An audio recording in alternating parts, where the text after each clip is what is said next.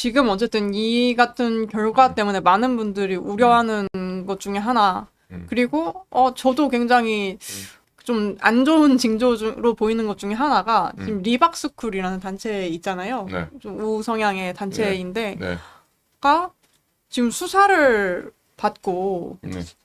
그러니까 어떻게 보면은 저는 타겟으로 잡고 지금 저렇게 하고 있다고 보여지거든요. 근데 앞으로 이런 일들이 많아질 것 같은데 네. 그 좀 개인이나 뭐 네. 단체나로서 앞으로 이 새 시대를 살기 위해서 좀 어떻게 저희가 대처를 하고 대비를 할 수 있을지도 좀 저거 있잖아요. 네네 지금 잘 생각하셔야 돼요. 네.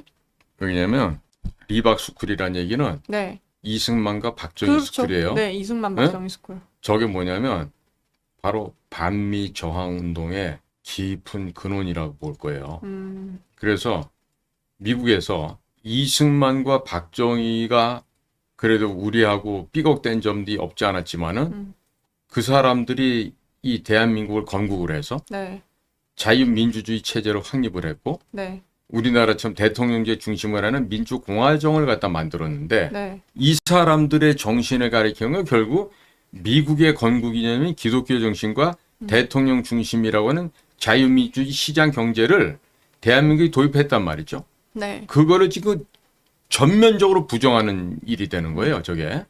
그러니까 네. 미국 측에서 볼 때는 이놈들이야말로 정말로 반자유, 반민주의 이 악독한 공산 세력들이구나.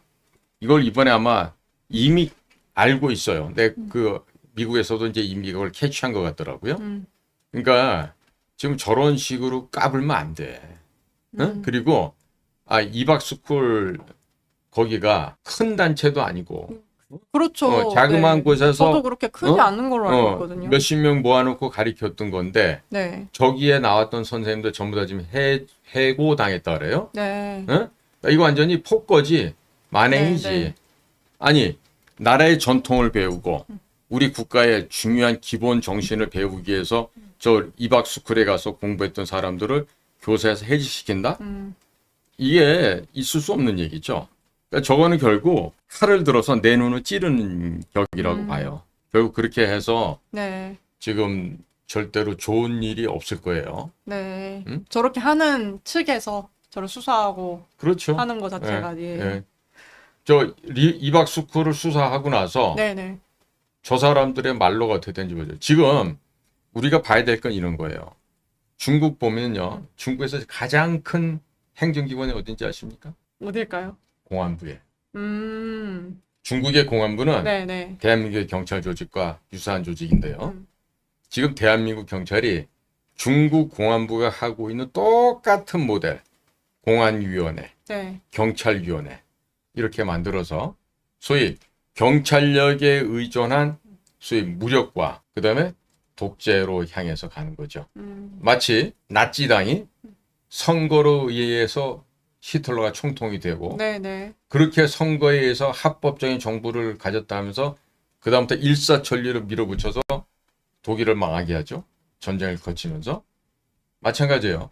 지금 대한민국이 추구하는 시스템은 중국 공산당이 하고 있는 공안 통치 시스템을 그대로 이식시켜서 한반도에 갖다 박는 거예요. 네. 예? 거기다 플러스 알파, 바로 지역화폐입니다. 이 지역화폐를 그게, 통해서 네. 대한민국 이 시장을 완벽하게 교란시켜서 이제 어마어마한 인플레를 만들어낼 거예요. 응?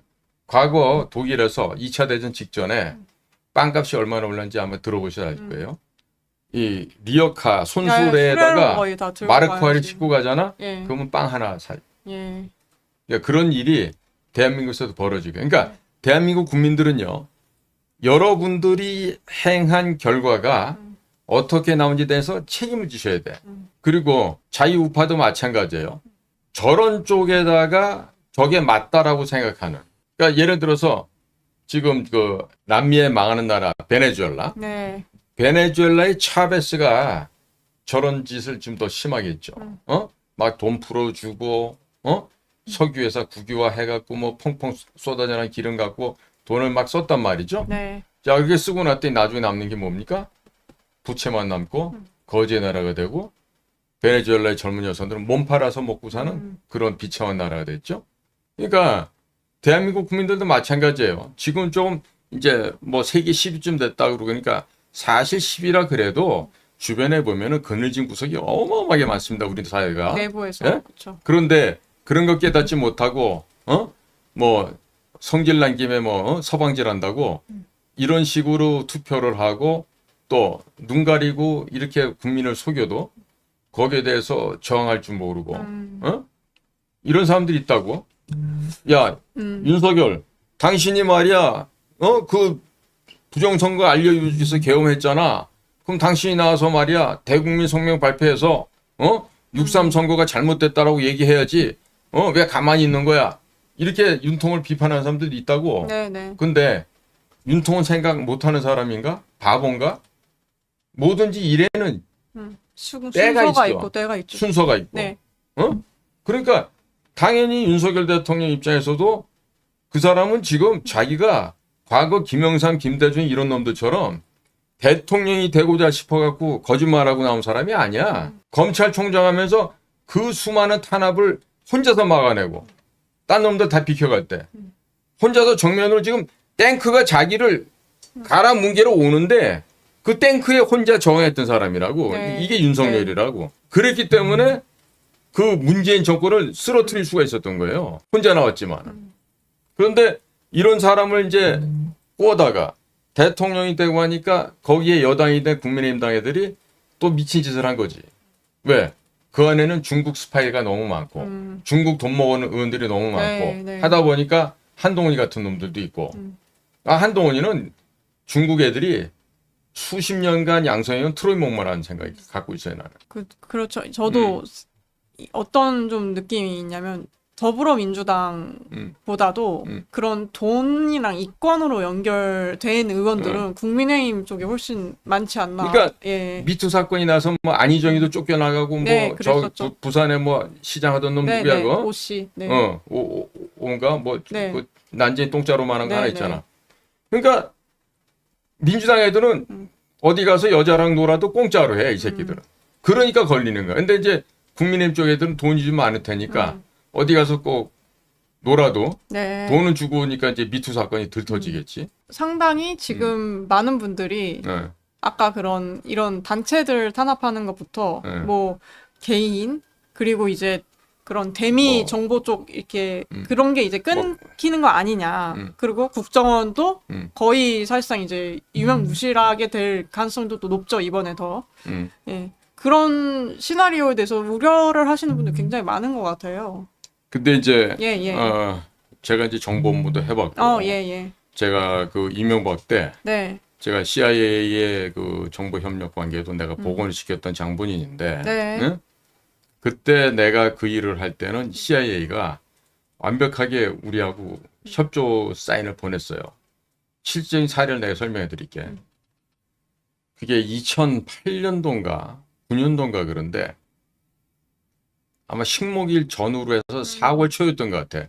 4월 6일인가 9일인가 그랬는데 애들이 상업용 위성 시험을 한다면서 북쪽 애들이 ICBM 실험을 최초로 했다고. 네. 그래서 그게 4,800인가 5,000 몇백을 날아가서 저쪽 태평양 상에서 떨어졌어. 그러니까 결국 대기권 밖에 나갔다가 다시 들어와야 되는데 이게 안 된 것이죠. 근데 이제 그 일이 벌어지기 전에 이제 내가 CIA 담당관이 되면서 CIA의 한국 지부 애들을 만났어요. 그리고 우리 후배 둘을 데리고 가서 너네도 나오라 해서 그날 3대3 6시도 만나갖고 자주한 3차까지 가면서 네. 요정을 간 건 아니지만 자주안에 갈비집 갔다가 뭐 바에 갔다가 또 양주집 갔다 이래갖고 그러니까 여자 나오는 그런 집 말고 가서 그날 6명이서 술을 얼만큼 먹었는지 기억이 안 날 정도로 먹었어. 막 기억에 남는 거는 1000ml짜리 양주를 아마 한 서너 병 일단 비웠던 거는 기억이 나. 그러면서 이제 얘기가 나온 게 야 니네 나라 그 A라는 사람을 지칭하면서 그 수준도 안 되는 자식을 갖다 자꾸 미국에 같은 장소에 또 보내고 그래. 걔는 이놈아 영어도 잘 안 되고 비교하면은 우리는 대학원 박사과정인데 걔는 유치원 수준이야. 네. 그러니까 그런 애를 왜 보내? 이러는 거야. 그래서 기분이 팍 상하더라고 나도. 네네. 그러더니 한술 더 떠. 야, 근데 걔는 월급을 얼마나 많이 받길래 미국에 그 마누라나 애들이랑 다 있어. 집 사주고 이렇게. 차 사주고 그러고 사냐? 이러는 거야. 이제 듣다 보니까 승질이 나더라고. 그래서 봤어 임마 네가? 그랬더니 FBI가 그러는데 다 보고 있대 이러는 거야. 그래서 내가 그랬지. 야, 너네는 임마 해외 업무고 너네는 CIA인데 네가 FBI 업무를 네가 어떻게 알아? 그랬더니 걔가 웃으면서 그래. 야, 문 열고 들어온 자식아 FBI고 문 닫고 나가면 임마 CIA야 임마. 이렇게 얘기를 하길래 맞다. 나는 걔네가 건물이 따로따로 있으니까 완전히 독립된 거라고 네네. 잠깐 착각했는데 우리 집 보니까 그러는 거야. 우리 집은 한 울타리 안에 국내 해외 수사 뭐 다 있잖아. 맞아. 그러네. 얘기 듣고 보니 얘 말이 맞네. 네. 그런 거야. 근데 그래갖고 그날 이제 정신없이 먹고 헤어졌는데 며칠 있다가 북한 애들이 쏜 거야. 그러더니 내가 전화해갖고 야 어떻게 되니? 그랬더니 니네 막내 좀 보내봐 그러더라고. 그래서 이제 어느 지점으로 보냈지. 우리 막내가 받아왔는데 와 보고 탐복을 했어. 몇 월 며칠 몇 시 어디에서 고도 얼마로 쏴 올렸는데 이게 어느 지점에서는 이러한 변화를 겪었고 1단 추진체 떨군 다음에 2단 갖고 뭐 이렇게 하면서 그 단계별로 네. 정확하게 시분초까지 적어갖고 지점에 어떤 연유로 이게 추락한 것으로 보여진다까지 네. 해서 결론을 딱 내서 보내온 거예요. 그날 그 정리해가지고 보고를 했지. 그랬더니 뭐 위에서는 칭찬을 좀 하더라고. 근데 진짜 칭찬은 MB 정부 대통령실에서 나온 거야. 그걸 보고 나서 MB 대통령이 네네. 그 다음날 언론사에다 춘추관 통해서 뿌린 거야. 미국하고 이렇다. 그 다음날 그냥 신문에 일면에 한미 안보 협력 관계 완전 복원 이래갖고 된 거야. 근데 뭐 우리는 그거 신문 기사 보고서도 그냥 반응이라고 좀 먼저 이런 게 나왔네 정도지. 뭐 그거 가지고 뭐 당연히 할 일 했으니까. 네. 근데 정치인들 같은 걸로 호들갑 떨겠죠. 그렇죠. 막 발표하고. 그런데 이제 그런 일이 있고 난 다음에 양쪽 간에 관계가 급진전이 돼요. 이게 내가 있을 때 뭘 만들어 놓고 나왔는데 나 퇴직하고 나서 없어졌다 그러더라고. 응? 그러니까 내가 만들어 놓은 그런 걸 제대로 활성시키면 네. 북한 애들 중국 애들 장난 못 치게 막았겠지. 그런데 지금 국정원 같은 데가 이미 아마 지금 이종석이가 국정원장 가고 다 이제 아마 다 이렇게 누웠을 거야. 네. 아유 성은이 만극하옵니다. 이러고 이제 이종석이 비유를 맞추고 있겠지. 또 이제 조직의 그럼, 하나가 다시 또 바뀌고. 그럼요. 북한을 우리가 내재적으로 이해해야 되죠. 북한의 입장에서 이해됩니다. 이제 윤 대통령 정부 때랑은 또 완전히 그렇지. 다른 양면 사람으로 이러고 가는 있겠지. 거네요. 그러니까 지금 워싱턴이나 이런 데가 있는 애들도 네. 이제 걔네들도 입에 풀칠하려고 그럴 거야. 워싱턴에 와가지고 반중운동하는 애들, 부정선거 얘기하는 애들, 네. 이런 애들 오면 이제 뒤쫓아 다니면서 동향 파악해가지고 일러 바치겠지. 내가 워싱턴에 나간 새끼들 몇몇을 알기 때문에 네. 가능성 있다고 거기 칩으로 가 있는 새끼는 정말로 정신머리가 텅 빈 새끼야 그놈은. 배짱이처럼 노래나 하는 놈인데 네. 이제 그런 것들이 가서 일을 하고 있으니까 될 일이 없지 이제. 또 어떤 분들이 지금도 쉴드 메일이지 같은 분들이 좌파가 했는데 왜 우파가 힘들어야 하나 이런 게 이제 뭐 이번에니까 이렇게 해서 그러니까 어쨌든 우리의 선택과 관계없이 이 새 정부가 나왔지만은 어쨌든 그러니까 내부적으로 그러니까 이것과 다른 생각을 갖고 있는 사람들이 뭔가가 없으면 그냥 같은 생각으로 간주하겠다 이거 아닌가요? 미국은? 제가 네네. 이 쉴드 메일리지 분의 의견을 100% 공감해요. 정말 내가 이렇게 끌어안고 위로해드리고 싶은데 잘 들으세요. 지금 우리 쉴드 메일리지 같은 분이 한두 분이겠어요? 그렇죠. 다들 네? 아니 왜 내가 왜 고통 한둘이 아니실 거란 그렇죠. 말이에요. 예. 그런데 여러분들 있죠. 이런 게 있습니다. 이 불행 속에서 행복이 생겨나기도 하고요. 혼돈과 환란 속에서 새로운 기회와 또 다른 축복이 생겨나기도 합니다. 응?